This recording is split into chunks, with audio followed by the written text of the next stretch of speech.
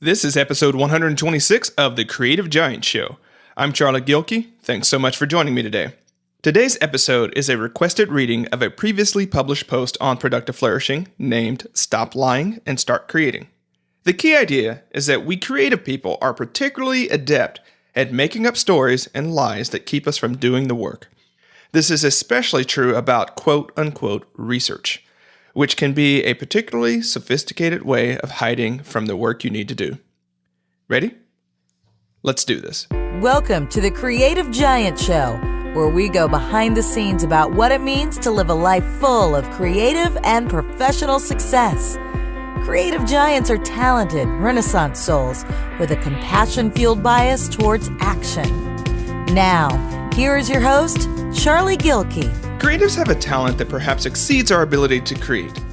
The ability to convince ourselves that the props we've set up to keep us from creating are real.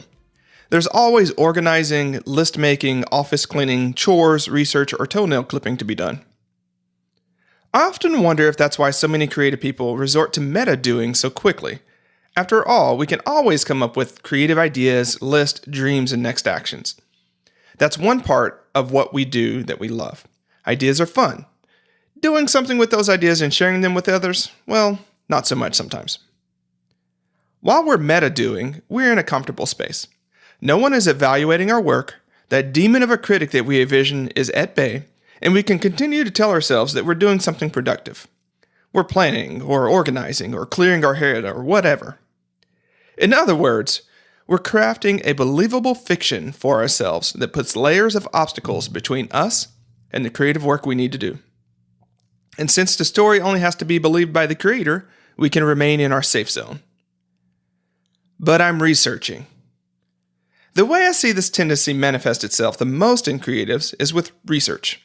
We read other writers' work, look at other painters' paintings, other coders' code, other people's business ideas, and we do some more research.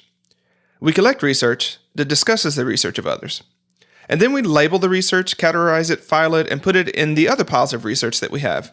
Which, by the way, we need to come up with a better way of filing and research. And we need to see what that old research has to do with the new stuff. And. It's a prop, folks. Yes, part of the creative process requires that we research whatever we're thinking about.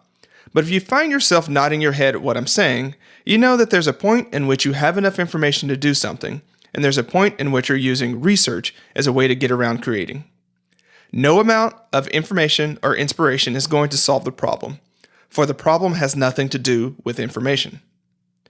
You are a creator, not a researcher. What you may not realize is that research, at a certain point, gives that scared part of you even more reason to be scared. Those experts and their massive amount of work dwarfs your abilities and your contributions. What's the point of you trying? Yet another lie you tell yourself and believe nonetheless. Just start creating.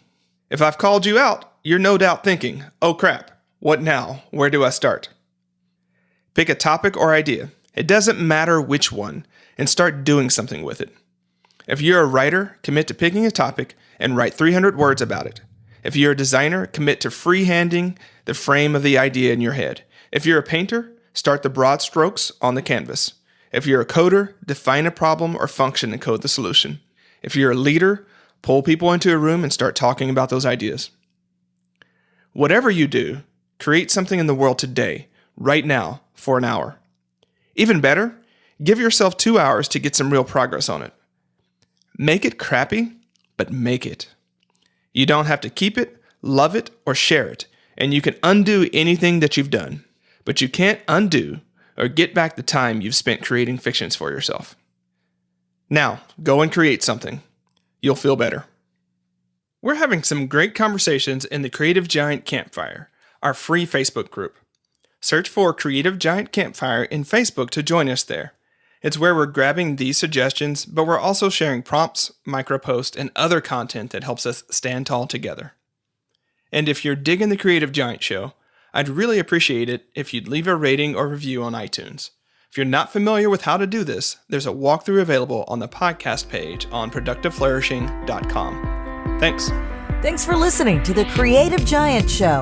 To find more tools and inspiration for creative giants, head on over to productiveflourishing.com. Stand tall, creative giant.